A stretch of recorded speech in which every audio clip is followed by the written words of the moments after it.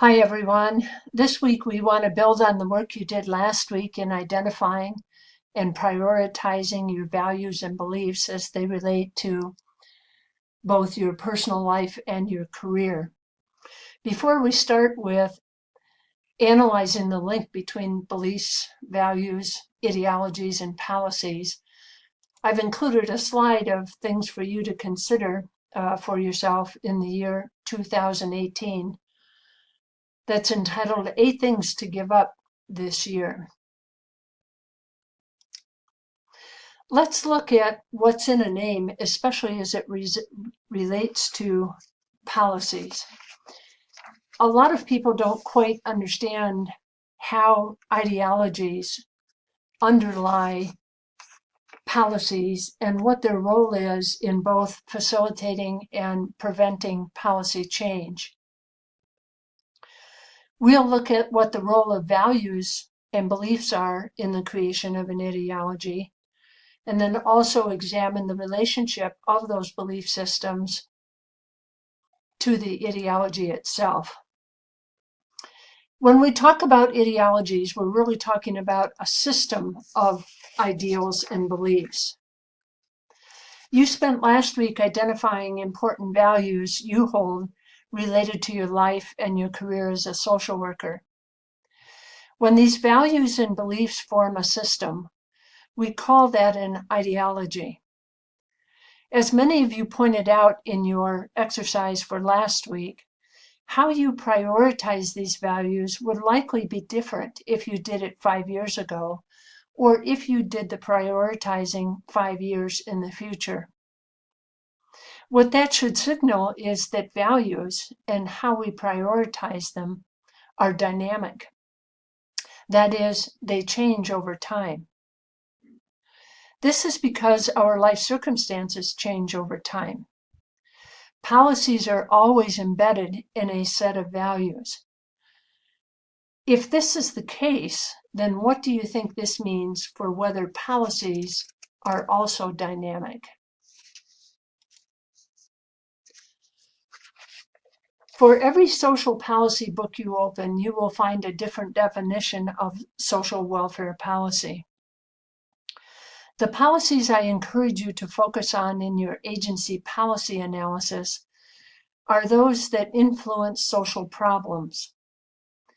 It is rare that social policies are not intertwined with political, economic, educational, and religious policies and practices. In the slide, you see that there are formal definitions provided by Gilson and Compton et al. That provide a broad perspective on what is meant by policy.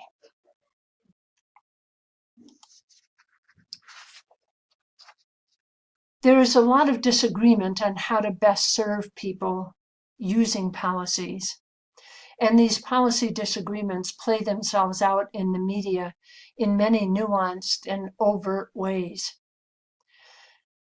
Note the 3 different approaches in the links above as to how to best serve America as they were presented in the recent presidential election. Below that, you see some links to the role of the media in forming policy, and we'll be talking more about this in 2 weeks.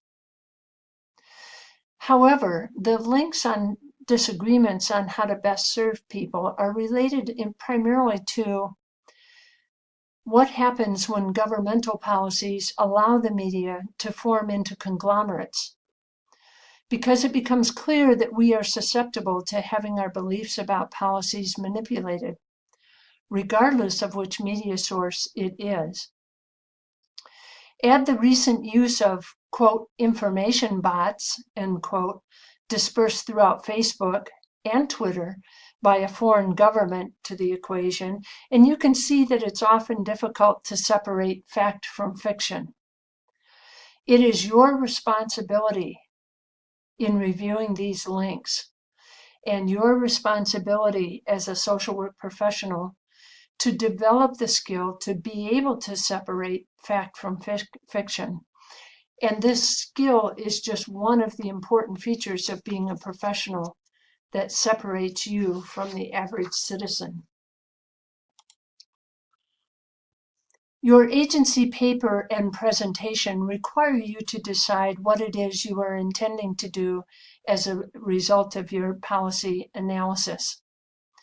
Are you intending to change a policy, to improve an existing policy, or to defeat a policy initiative being put forth by someone else?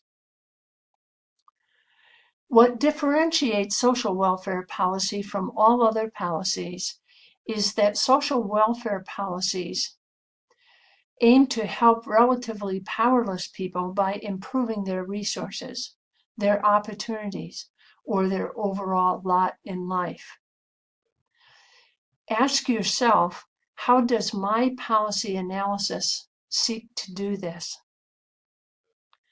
Next week, we will discuss the process of how to analyze specific policies, working our way through each step of the process. You will find this helpful in completing your policy analysis and presentation. In the week after that, we will discuss Postman through page 75 to better understand the influence of the media in how we come to understand, develop, and implement social welfare policy.